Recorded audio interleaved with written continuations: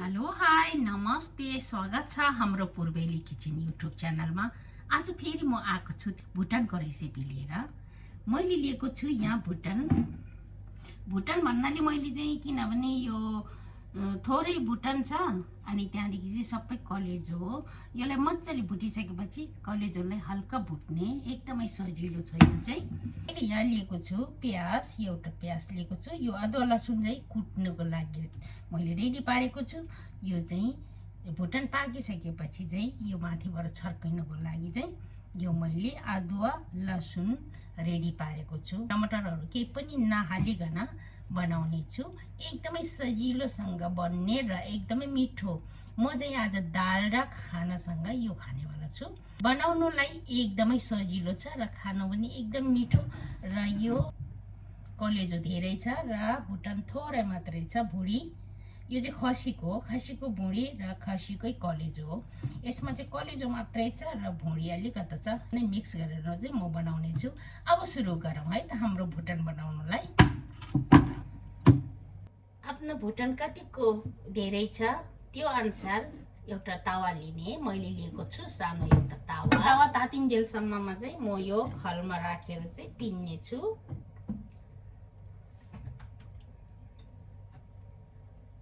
अदुवा लसुनलाई हालिसके, थोरै नुनलाई हालिदिउँ, थोरै टिमुर।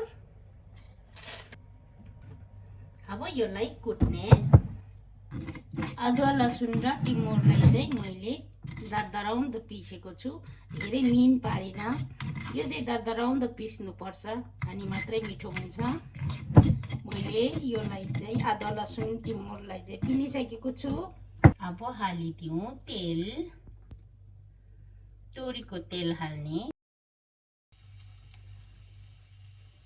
अब हाम्रो तेल तातिसकेको छ। फर्स्टमा त यो भुँडीलाई नै हालिदिने।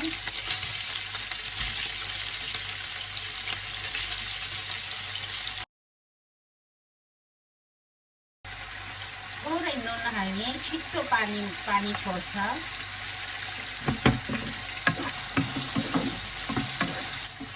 हल्का ब्राउन भइसकेको छ। अब हामीले यसमा चाहिँ प्याज हालिदिउँ।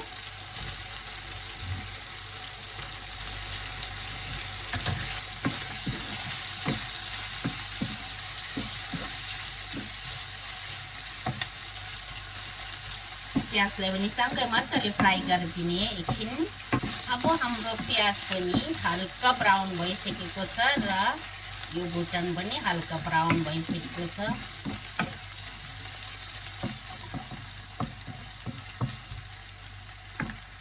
अब मैले यहाँ ठाउँ बनाइसकेको छु। फर्स्टमा त बेसारलाई हालिदिउँ अनि जिरा धनियाँको धुलोलाई थोरै मिक्स गरिदिउँ।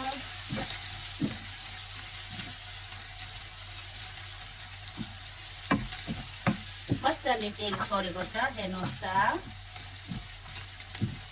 यो चाहिँ एकदमै सजिलोसँग बन्छ है त। धेरै झन्झट केही पनि गर्नु पर्दैन। यो भुँडी चाहिँ एकदमै राम्रो पाकेको छ, त्यही कारण अनि धेरै पकाइरहनु पर्दैन। त्यही कारण मैले चाहिँ कलेजोसँग मिक्स गर्न थालेको है। ल अब कति राम्रो कलर भयो हेर्नुहोस्। अब हामी हालिदिउँ डल्ले खोर्सानीको धुलोलाई। पिरो भएको चाहिँ एकदमै मिठो हुन्छ यो। 1 चम्चा आधा हालिदिएँ मैले। धेरै खार्यो भने चाहिँ खार आउँछ, धेरै नखार्ने।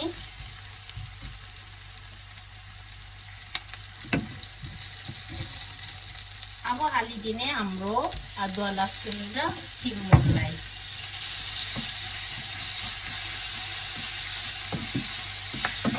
यसलाई थोरै फ्राई गर्ने।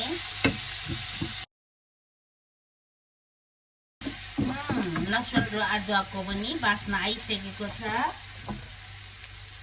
अब हामी हालिदिउँ कलेजोलाई।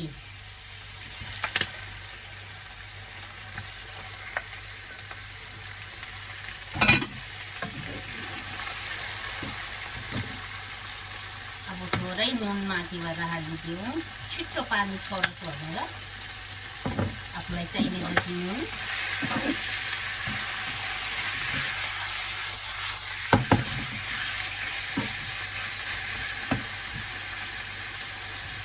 थोरै अजिनामोटोलाई छर्किदिने।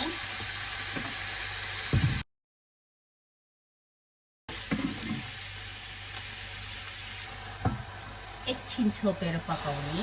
अब एउटा भुटन पाक्दै गर्दाखेरि चाहिँ आफूलाई चाहिने हरियो, मैले चाहिँ हरियो प्याज र धनियाँ नभएकोले चाहिँ मैले मेरै गमलामा भएको लसुनलाई चाहिँ काटेर ल्याएको छु।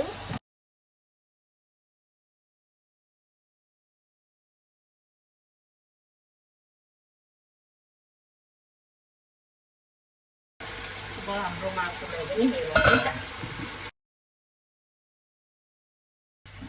थोरै पानी आएको छ। यो पानी नछोडेसम्म पाक्न दिनुपर्छ।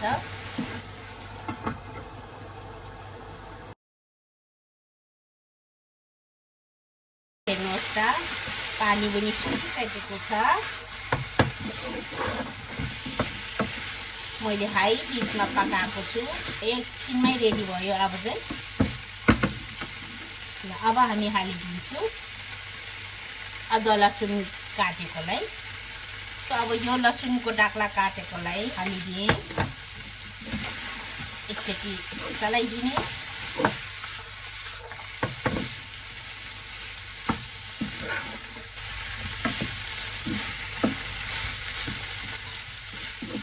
यो चाहिँ चिउरासँग खानु पनि एकदमै मिठो हुन्छ र भातसँग, दाल भातसँग खानुलाई पनि एकदमै मिठो हुन्छ। तपाईँहरू झार रक्सी खानुहुन्छ भने चाहिँ झार रक्सीसँग खानु पनि एकदमै मिठो हुन्छ है त।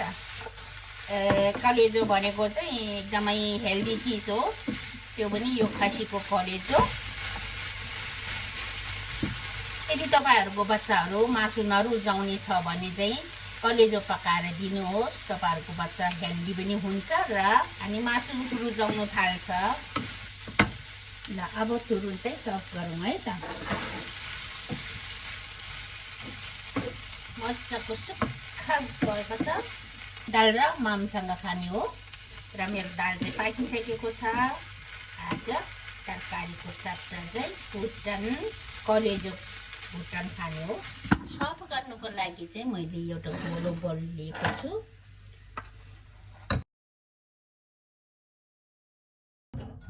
पिरो भएको छ यो चाहिँ।